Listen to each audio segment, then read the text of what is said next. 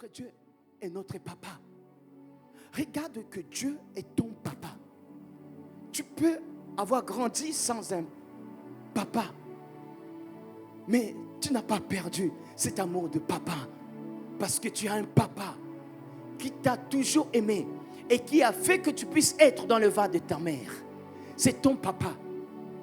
Il t'a tissé lui-même, il t'a fait grandir et il est en train de te donner son amour de papa. Considère.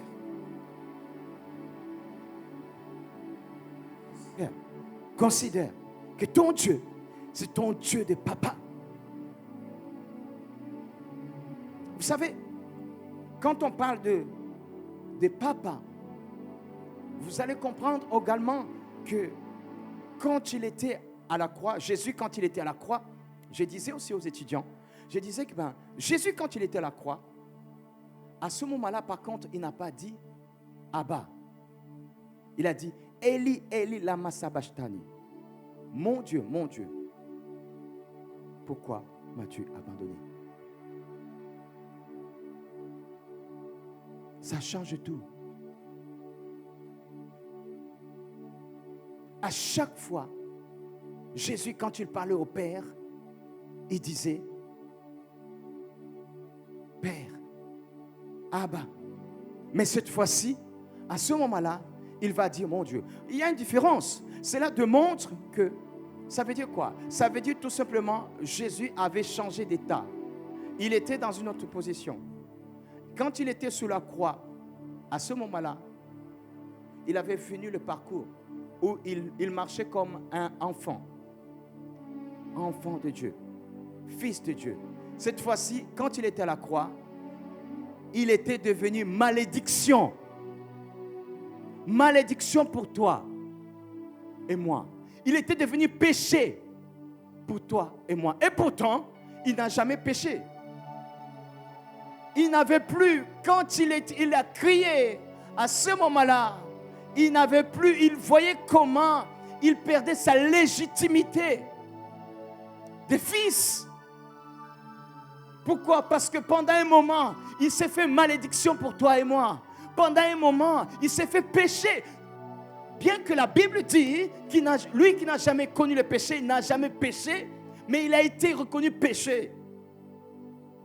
Il a englouti tous les péchés, tous tes péchés à la croix. Il n'avait plus la légitimité de dire papa. Non! À ce moment, il a pris ta place. C'est pour cela il va formuler différemment. C'est le seul moment où Dieu, Jésus, lisez la parole, vous allez voir, il dit Dieu.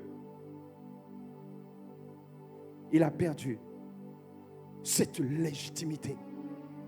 Pourquoi? Parce qu'il a englouti le péché en lui. Il a englouti la malédiction en lui. Il est écrit, maudit soit celui qui est pendu au bois. Il est la parole. C'était écrit. Ça, c'est la promesse de Dieu. C'est la parole de Dieu. Il était maudit comme tout le monde qui était maudit. Il était malédiction. La malédiction a été engloutie en lui. Vous savez, en Jésus, quand on connaît Jésus-Christ, on doit aller encore plus loin pour comprendre tout cela. L'œuvre de la croix, le sacrifice à la croix, tu ne peux pas le comprendre juste en commençant par la croix. Il faut encore aller plus loin. Nous savons que on nous présente Abraham, le père de croyants, le père de la foi. Mais à travers Abraham, nous allons voir deux alliances. Il y a deux alliances. La Bible nous présente deux alliances. Il y a l'alliance du mont Sinaï et nous avons l'alliance du mont Sinaï qui est, nous savons que Sinaï est l'allégorie de Agar. Et c'est au mont Sinaï que la loi a été donnée. C'est la parole qui le déclare. Et aussi de l'autre côté, il y a l'alliance dans Saraï. Saraï qui est devenue Sarah. Saraï veut dire princesse. Mais par contre, Sarah est devenue ma princesse. La princesse de Dieu. Quand Dieu a fait l'alliance avec Abraham, il a fait l'alliance avec Sarah. C'est l'alliance de Sarah qui a fait que Abraham a marché dedans. L'alliance de Sarah est différente de l'alliance d'Agar. L'alliance d'Agar a été accomplie. Agar veut dire Sinaï. Le mont Sinaï, c'est Agar. Et c'est au mont Sinaï que la loi a été donnée. Je vous amène à ce que vous puissiez réaliser que Moïse, Abraham, tant qu'il marchait avec Sarah, il marchait dans l'alliance qui découle de Sarah. Et c'est pour cela qu'il ne pouvait pas marcher avec les deux alliances. Une alliance qui part avec Agar, qui est la condamnation, la loi qui va venir, va dire non, tu vas t'éloigner de Sarah, qui est la grâce de Dieu. L'alliance de Sarah, c'est l'alliance de la grâce. En disant marche. Ben oui, c'est l'alliance de Sarah qui va faire que, bien que Abraham va donner à Sarah, va donner au roi, au Pharaon, roi d'Égypte, il va lui donner Sarah. Mais ce n'est pas, en mentant, il a menti, mais ce n'est pas Abraham qui sera maudit ou sera puni, mais c'est Pharaon. La grâce. Et pourtant, c'est Moïse qui avait menti. Vous me suivez? Moïse avait menti. Pardon. Abraham avait menti. C'est ça. Il a menti. Mais par contre, c'est Pharaon qui va être puni. On va voir aussi, il va mentir aussi concernant devant Abimelech. Il va dire non, ce n'est pas ma femme. Et Abimelech va prendre Sarah. Et après, au bout de ce moment, Abimelech va être maudit, sa famille. Ils vont être punis par Dieu. Pourquoi? Parce qu'il a pris la femme d'Abraham. Ce n'est pas Abraham qui sera puni, mais c'est Abimelech et toute sa famille qui seront punis. Pourquoi? La grâce. Abraham avait péché. Mais comme il marchait dans la grâce, la malédiction n'avait pas le pouvoir sur lui. La descendance de la grâce va continuer. Mais arrivé à un certain moment, ils vont se retrouver esclaves. Quand ils vont vouloir maintenant vivre la concrétisation de ce qui a été promis par Abraham, l'alliance d'Abraham qui est dit que Dieu va lui donner une multitude de descendance, de ceux qui vont marcher dans son alliance. Il va lui dire, mais pourquoi tu as pris, je ne vais pas te bénir en fonction de ton serviteur. Parce que lui, il pensait que le fils de ce serviteur qui va hériter, c'est bien. Dieu va lui dire, non, Abraham. Non, Abraham. Il s'appelait encore Abraham. En lui disant, non, Abraham, c'est toi. Un fils sortira de toi. Et c'est ce fils-là qui va porter l'alliance avec moi. Il a cru en Dieu. Il a cru en ce que Dieu lui avait donné, lui avait dit. Il a continué à avoir foi, comme disait notre sœur Nawal. Il a continué à avoir foi. Bien que le temps passait, il a continué à regarder sur Dieu. Et effectivement, qu'est-ce qui s'est passé? Au bout de plusieurs années, Abraham a commencé à se rapprocher de ce temps-là d'avoir cet enfant. Mais regarde, avant, plus il s'est rapproché de ce temps-là, il y a Agar qui arrive. Sa femme Sarah qui lui dit, mais écoute, tu peux prendre ma servante Agar. Et voilà, il va avoir un enfant avec, il va faire alliance avec Agar.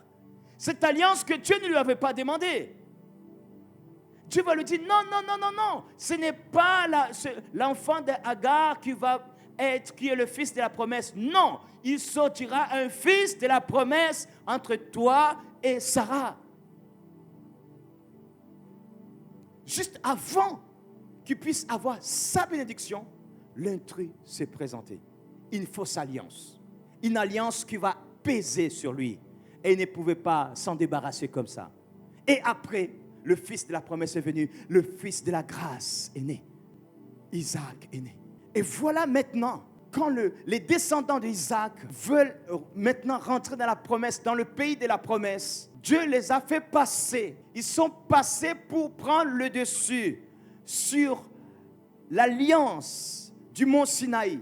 Ils ne pouvaient pas passer au-delà de cette alliance-là parce que c'est leur père qui a scellé cette alliance-là. Il fallait passer par cette alliance. Pour vaincre ton ennemi, il faut d'abord mieux le connaître. Si tu ne connais pas ton ennemi, tu ne pourras jamais le surmonter. Il a fallu absolument qu'ils puissent en eux-mêmes, qu'ils puissent être des personnes qui vont prendre le dessus sur l'alliance qui a été faite prématurément par Abraham à travers Sinaï, à travers Agar, et afin qu'ils puissent avoir pleinement ce que Dieu avait prévu pour eux.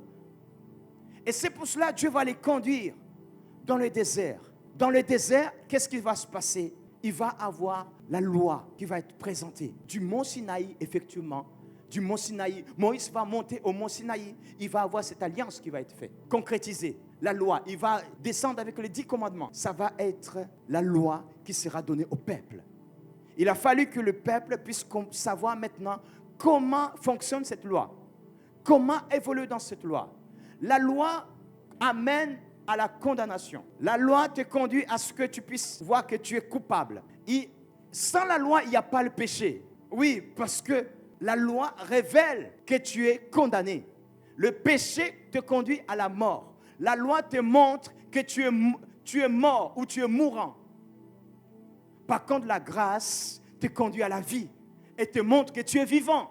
La grâce, on voit que Moïse a conduit le peuple d'Israël jusqu'à la porte de la terre promise. Moïse qui a donné, par qui la loi est venue, n'est pas rentré dans le pays de la promesse. Et c'est Josué qui veut dire Jésus, Yeshua, ce même mot, c'est le même nom, qui veut dire le sauveur. Ils vont rentrer dans la terre promise par le sauveur. Ils vont rentrer dans leur promesse par le sauveur. C'est pour leur montrer que c'est lui qui va vous faire asseoir pleinement. C'est lui qui va vous montrer l'héritage d'être pleinement dans la promesse d'Abraham. Ça ne sera pas Moïse, ce qui est venu de Moïse. Non. C'est lui qui sera votre sauveur.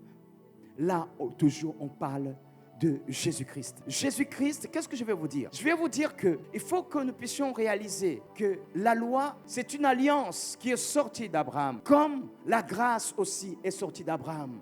Nous, maintenant, aujourd'hui, nous savons que la concrétisation de l'alliance entre Dieu et Abraham, nous l'avons dans la grâce, dans Sarah. C'est dans Sarah que nous avons tout pleinement. Dieu nous a présenté l'alliance du mont Sinaï, l'alliance d'Agar, pour que nous puissions savoir effectivement comment marcher et que nous ne puissions plus jamais faire la même chose qui est arrivée à Abraham. Abraham pouvait tout perdre. Si tu choisis le chemin de la condamnation, de la malédiction, du péché, tu vas tout perdre. Mais par contre, si tu choisis le chemin de la grâce, tu vas vivre en paix, non pas en étant dans la peur. Regardons, lisons la parole de Dieu. Allons lire dans Romains chapitre 8. Qu'est-ce qu'il dit Romains chapitre 8, verset 1? Il n'y a donc maintenant aucune condamnation pour ceux qui sont en Jésus-Christ. Il n'y a donc maintenant aucune condamnation pour ceux qui sont en Jésus-Christ. Pourquoi? Parce que en Jésus-Christ, quand Jésus-Christ s'est mis à la croix, il a pris tout pouvoir, toute puissance de la loi. Jésus l'a pris à la croix. Il a englouti l'alliance d'Agar. Il a tout englouti l'alliance. Lui, il est le fils de la promesse. C'est lui le fils de la promesse. Isaac, c'est une préfiguration de Jésus-Christ. Quand tu vois Sarah haït Isaac, vois que Sarah haït Jésus. Isaac est la grâce. Jésus est la grâce.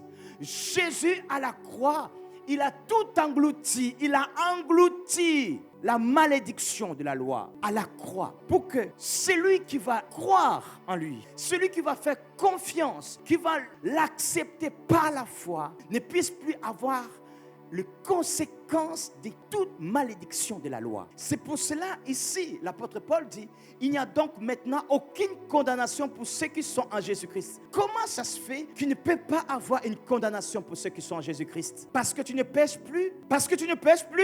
Tu pêches pourtant. Tu pêches, n'est-ce pas, non? Mais pourquoi il ne peut plus avoir une condamnation? Parce que Jésus a englouti tous tes péchés. Alors, est-ce que ce sont tes péchés passés avant d'accepter Jésus? Pas seulement. Il a pris à la croix tes péchés passés, tes péchés présents et tes péchés de demain. Il a tout pris à la croix. Jésus a tout pris. C'est pour cela que tu ne peux pas vivre dans une quelconque culpabilité. Il a tout englouti. Jésus à la croix, il a tout englouti. L'alliance du mont Sinaï a été engloutie dans la grâce de Dieu. Jésus est la grâce. Jésus-Christ, vous savez, la grâce, comme je vous l'ai dit toujours, la grâce est une faveur que tu ne mérites pas, mais tu l'as. Tu n'as rien donné pour que tu puisses mériter cette faveur. Tu n'as rien donné pour que tu puisses être considéré juste. Mais tu es juste, non pas parce que tu ne pêches pas. Si tu pêches, tu pêches, mais ne te considère pas pécheur. Tu n'es pas pécheur. Tu n'es pas pauvre pécheur. Tu ne rentreras pas dans le royaume de Dieu parce que tu n'as pas péché. Tu rentreras dans le royaume de Dieu parce que tu as cru en Jésus-Christ. C'est ça qui te fera rentrer dans le royaume de Dieu. Abraham a cru en Dieu et la justice lui fit imputer. Et c'est un menteur, nous venons de le voir. Il a menti plusieurs fois, Abraham. Combien de fois vous l'avez vu condamné? Combien de fois vous avez vu une malédiction lui arriver? Parce qu'il a cru en Dieu et il marchait dans la grâce. Tes péchés que tu as connus, tu as fait hier, tu as connu avant d'accepter Jésus.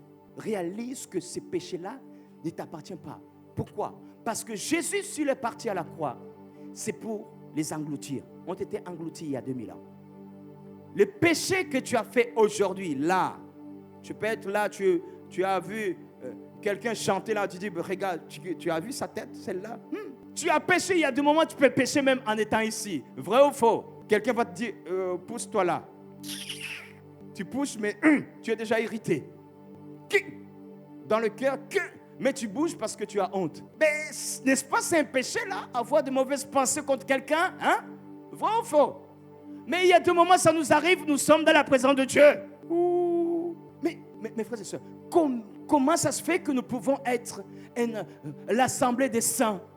Hein? Pourquoi l'apôtre Paul peut dire « Je salue les saints de tel endroit » et pourtant, il n'y a personne qui ne pêche pas. Tout le monde pêche. Mais comment ça se fait qu'il y a certains qui peuvent être des personnes qui méritent et d'autres qui ne méritent pas? La différence, c'est le fait de croire en Jésus, avoir foi en Jésus-Christ. Crois en Jésus, tu seras sauvé. On ne lui a pas dit « Demande pardon à tes péchés et tu seras sauvé ». Non, non, non, non, non, non. Crois en Jésus comme ton Seigneur est ton sauveur et tu seras sauvé, toi et ta famille.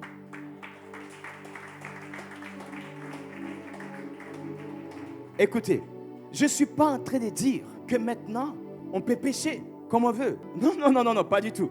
Mais réalise, tout simplement, je vais aussi t'amener. Ok, on t'a suffisamment présenté en disant, si tu pêches, pécher n'est pas bon. Ça, tu connais. Mais réalise maintenant que toi, tu es une personne de la grâce. Tu es une personne de la nouvelle alliance. Vous savez, il y a des moments où nous sommes des personnes de la nouvelle alliance, mais nous réfléchissons comme les gens qui sont encore dans l'ancienne alliance. Et tu sais l'alliance où tu es là? Tu es dans l'alliance de la grâce. Ça veut dire que tu es pardonné. Tu as avorté 5 fois, 10 fois, 20 fois. Tu n'as pas à laisser qu'il y ait une culpabilité qui va t'accompagner là-dessus. Tu as été pardonné. Christ t'a pardonné. Tu as menti avant de venir ici. Réalise que Christ t'a pardonné. Il a payé le prix pour ça. Donc tu mérites. Tu mérites. Tu mérites. Tu mérites. Il chante tout le temps ici. Tu mérites. Tu mérites. Oui, tu mérites. Est-ce que tu peux acclamer le Seigneur? Tu mérites. Écoutez, il n'y a donc maintenant aucune condamnation pour ceux qui sont en Qui n'est pas en Jésus-Christ ici? Si tu n'as pas encore accepté Jésus comme ton Seigneur et ton Sauveur, oui, effectivement, il y a une condamnation sur toi. Il y a une condamnation parce que tu n'es pas circoncis. L'apôtre Paul dira que la circoncision n'est pas celle de la chair, n'est pas celle de la loi. En effet, la loi de l'esprit de vie en Jésus-Christ m'a affranchi de la loi du péché et de la mort. Écoutez, regardez maintenant. La loi de la grâce, l'esprit de vie en Jésus-Christ, c'est la loi de la grâce, m'a affranchi de la loi du péché et de la mort. La loi des Agar, du mont Sinaï, de la condamnation. Ça veut dire quoi? Tout ce que tu as peut avoir comme pensée en disant, ouais, il y a un enfant de Dieu qui m'avait dit, pasteur, je pense que je ne réussis pas parce que apparemment je ne respecte pas les adultes et comme je ne me soumets pas, je n'honore pas, voilà, je n'honore pas mes parents. C'est pour cela que je ne réussis pas. Je dis, ne mélange pas les deux choses. C'est pour cela que il y a une malédiction pour moi. Non. Je dis, ne mélange pas les deux choses. Ok, toi tu as accepté Jésus comme ton Seigneur et ton Sauveur, c'est bon? Tu n'honores pas, tu as péché. Ok, répands-toi, mais ne pense pas qu'il y a une malédiction sur toi. Il n'y a pas une malédiction pour toi. Tu es enfant de Dieu. Tu es enfant de Dieu et tu marches dans la grâce de Dieu. Il n'y a pas une malédiction. Tu ne vas pas tomber malade parce que tu as commis une faute quelconque. Non, il n'y a aucune malédiction en celui qui est en Jésus-Christ. Ce ne veut pas dire que tu ne vas pas réussir dans les études parce que tu as connu un péché. Non, ça c'est vivre. Avoir la peur de la loi. Tu es dans la grâce et tu nages dans la loi. Non. Il n'y a pas une malédiction sur toi. Tu es dans la grâce. Sinon, ça voudrait dire que Jésus n'a pas pris ce péché-là à la croix. Parce que ce péché-là n'existe plus. Le péché a été englouti. La loi a été engloutie. Toute condamnation qui pouvait être sur toi a été engloutie en Jésus-Christ. C'est pour cela l'apôtre Paul dit, il n'y a plus donc aucune condamnation pour ceux qui sont en Jésus-Christ.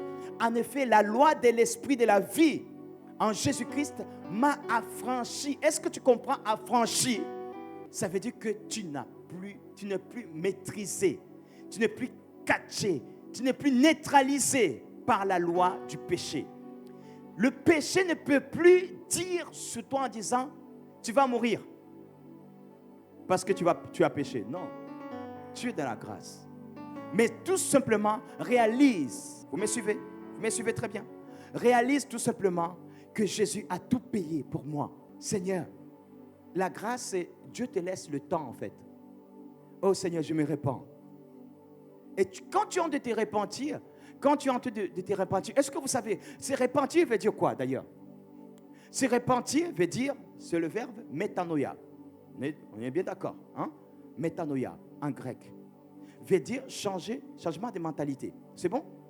Et qu'est-ce que vous pensez que changement de mentalité, c'est Seigneur, pardonne-moi pour mes péchés, pardonne-moi pour mes péchés. Je ne suis pas pécheur, moi. Je suis juste en Jésus-Christ. Tu as péché, mais ne prie pas comme un pécheur. Oh, pardonne-moi pour nos pauvres pécheurs. Non, je ne suis pas pécheur, moi. Si tu dis que tu es pécheur, ça veut dire que pour toi, Christ n'est pas mort à la croix pour toi. Tu n'es pas pécheur. Parce que ça veut dire que Jésus n'a pas englouti, n'a pas pris tes péchés à la croix. Le péché passé, le péché présent, le péché futur. Tu es justice de Dieu, tu es la grâce de Dieu. Pourquoi? Parce que tu as fait un avec Jésus. Jésus est la grâce. Mais maintenant, quand on dit métanoïa, ça veut dire qu'on change la mentalité. La mentalité doit évoluer. L'intelligence doit évoluer. On doit changer. Comment? En apprenant la parole de Dieu.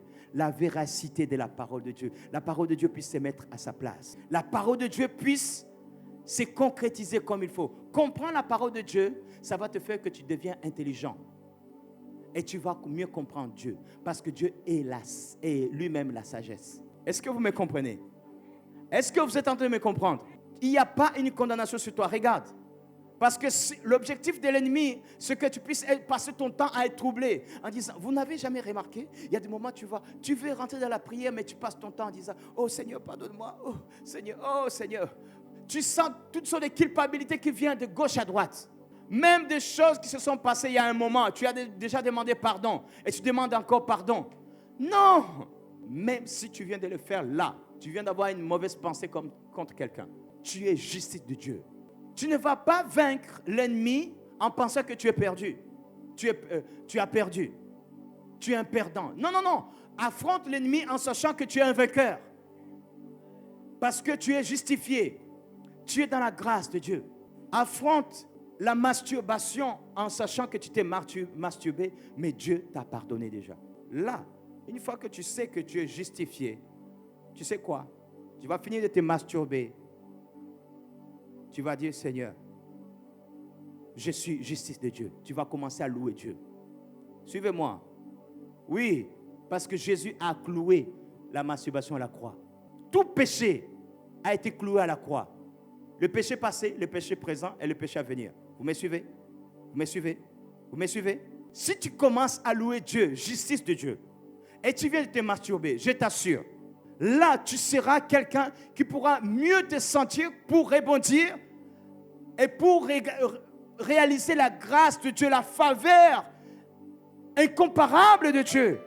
Pourquoi? Parce que tu vas réaliser que avant la venue de Jésus, tu devais être lapidé. On devait te lapider. Mais par contre, grâce à Jésus-Christ, ce que Jésus a accompli à la croix, aujourd'hui tu peux oser élever la voix et le glorifier. Ça va te permettre de rebondir. Et je t'assure, c'est là-dedans que tu vas comprendre la crainte de Dieu. Ce n'est pas avec la loi que tu vas avoir la crainte de Dieu. Avec la loi, tu vas avoir la peur de Dieu. Mais en sachant que tu es aimé de Dieu, tu es gracié de Dieu, tu vas avoir la crainte de Dieu. Et tu vas pouvoir, je t'assure, demain, avant de passer à la masturbation, tu vas résister plus qu'avant. Quelqu'un qui a la peur de Dieu va facilement tomber dans le péché. Mais par contre, quelqu'un qui a la crainte de Dieu va résister à l'ennemi. Et ce n'est pas avec la loi que tu vas rentrer là-dedans, mais c'est avec le sentiment d'être gracieux de Dieu. Tu n'es pas le banni. Non, tu es la personne qui est aimée. Et tu vas crier, Abba, Abba, Papa, je suis devant toi. Aide-moi que je puisse encore surmonter. Rentre dans le mensonge, tu as menti. Tu t'es dit, Seigneur, j'ai encore menti.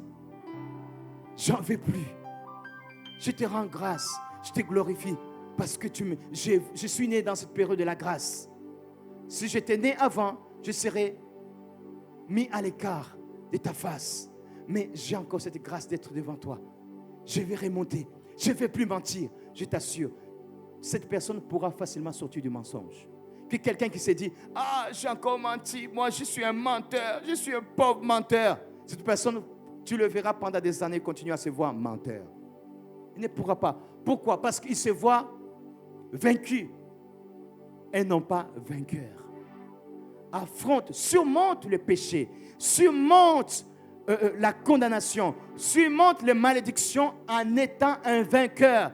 Pourquoi? Parce que Dieu a fait de toi justice. Jésus-Christ est la justice manifestée. Alléluia.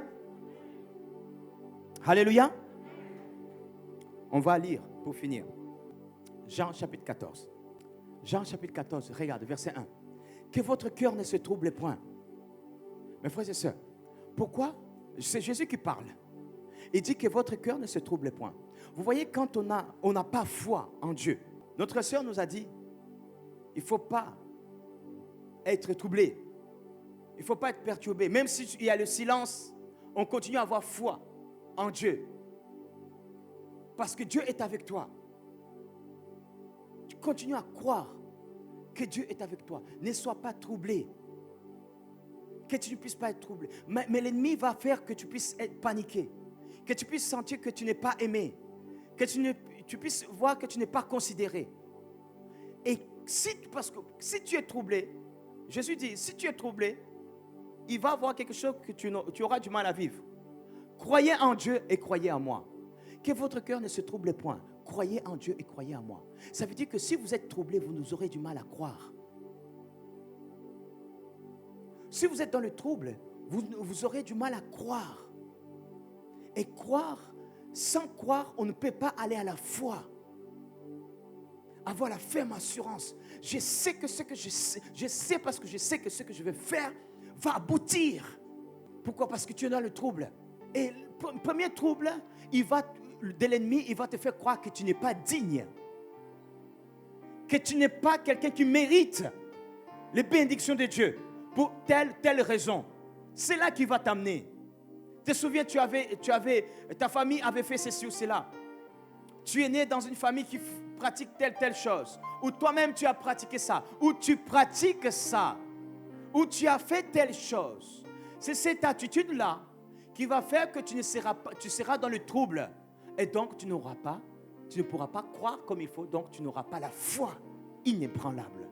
Et il aura les dessus sur toi. Vous comprenez? Si tu as compris, tu peux acclamer le Seigneur.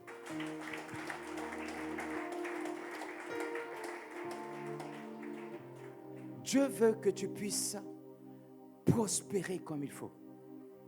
Regardez que Jésus a déjà tout payé à la croix. Quand on dit que Jésus a tout payé à la croix, ça veut dire qu'il a pris tout ce que toi tu devais subir, il a pris pour lui, sur lui, parce que lui, il savait qu'il a la capacité de s'en sortir de cela.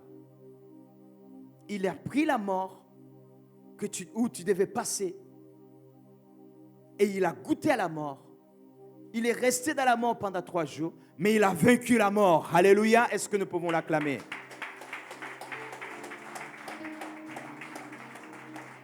Tout cela parce que tu puisses réaliser que tu as eu une faveur que tu ne méritais pas pour tes péchés. Que tu puisses réaliser que tu es aimé de Dieu. Aujourd'hui, le monde parle de l'amour sans connaître l'amour. Toi, je te présente l'amour parfait de Dieu. Que tu es aimé de Dieu. Peu importe ce que tu as connu dans ta vie. Peu importe ce que tu fais aujourd'hui. Si tu crois en Jésus-Christ comme ton Seigneur et ton Sauveur, tu seras sauvé. Si tu crois en l'éternel Dieu, le Dieu d'Abraham, Abraham a cru en Dieu et la justice lui fut imputée. Il vit la justice, il est devenu justice de Dieu. Si tu crois en Dieu, ne laisse pas qu'il puisse avoir une condamnation quelconque qui puisse t'accompagner et que tu puisses penser que tu n'es pas digne, que tu n'es pas aimé. Tu es aimé de Dieu. Ton Père t'aime malgré tes imperfections parce que Jésus a payé les conséquences de ses imperfections. Il les a payées à la croix. Il a payé les conséquences de tes imperfections passées, des imperfections présentes et les imperfections à venir. Pourquoi? Parce qu'il veut t'amener de gloire en gloire afin que tu puisses atteindre la stature parfaite de Christ. Alléluia. Tu vas atteindre la stature parfaite de Christ. C'est ça l'objectif. Tu vas l'atteindre. Qui veut l'atteindre? Tu as une faveur imméritée. La grâce de Dieu. Jésus est la grâce. Jésus a englouti. En lui a été englouti l'alliance. On va dire, Isaac a englouti l'alliance d'Agar. En lui, l'alliance a été engloutie. Jésus a pris l'alliance du mont Sinaï, l'alliance de la loi, en te présentant l'alliance de la vérité, en disant, tous tes péchés ont été pardonnés. Il n'y a plus donc une condamnation dans ta vie. Ne marche pas comme une condamnée. Un condamné, tu n'es pas un condamné. Tu es justice de Dieu. Tu es libre. Tu es un enfant qui a été libéré. Et prends pleinement ce qui t'appartient. Alléluia. Je veux que ce matin, tu puisses partir d'ici en te sentant libre. Libre de tes péchés. Libre de tes fautes. Libre de tes erreurs. tu puisses sentir que tu es vraiment libre. Il n'y a plus donc aucune condamnation. C'est pour cela que l'apôtre Paul a parlé de il n'y a plus donc aucune condamnation. Pourquoi? Parce que nous avons tout pardonné nos péchés en Jésus-Christ. La grâce, la faveur imméritée de Dieu. Est-ce que si tu veux vraiment saisir cela comme parole, ce que nous venons de lire, tu veux rentrer vraiment dans cette grâce de Dieu, tu te rapproches encore en réalisant que Jésus, waouh, mes péchés aussi, mes péchés passés, mes péchés présents, même mes péchés à venir, tu es mort pour cela aussi. Et oui. Pourquoi? Parce que souvent on pense toujours au péché passé. Et c'est pour cela les chrétiens, tu vas voir, à un moment donné, et ils pêchent encore. Le problème, c'est qu'ils continuent à pécher. Je vais rentrer dans les eaux de baptême pour que je ne puisse plus pécher. Quand je regarde ça, je dis, ok. Mais tu vas pécher. Tu vas pécher. Et là, du coup, le marathon commence. Oh Seigneur, pardonne-moi pour pécher. Et pourtant, j'avais dit, dès que je vais rentrer dans les eaux du baptême, je ne pécherai plus. Mais j'ai péché encore. Oh Seigneur, pardonne-moi, moi, pauvre pécheur, pécheur. Et la musique continue. Première année, deuxième année. Oh, moi, pauvre pécheur. Troisième année. Oh, le Père est en train de regarder et dit, non, non, je ne suis pas allé à la croix pour rien. J'ai tout pris à la croix. Toute condamnation sur ta vie, je l'ai englouti à moi. Tu n'es pas pauvre. Tu n'es pas pécheur, pécheresse. Tu t'appelles justice en Jésus-Christ.